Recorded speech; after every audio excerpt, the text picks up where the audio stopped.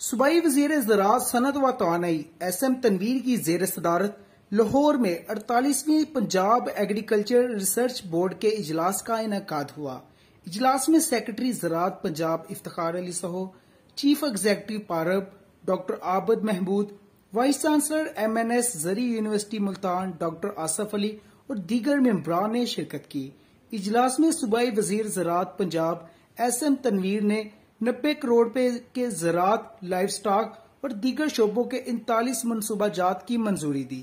इस मौका पर सूबाई वज़ीर ज़राअत पंजाब SM तनवीर ने कहा कि ज़रूरी तरक्की और काश्तकारों की खुशहाली इन मनसूबाजात से बराह रास्त वाबस्ता है।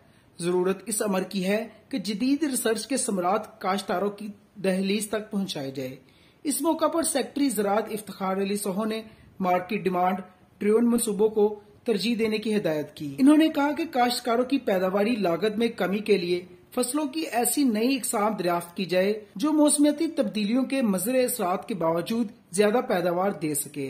कैमरामैन हमजा हुसैन के साथ Usama Mirza A to Z news point Faisalabad.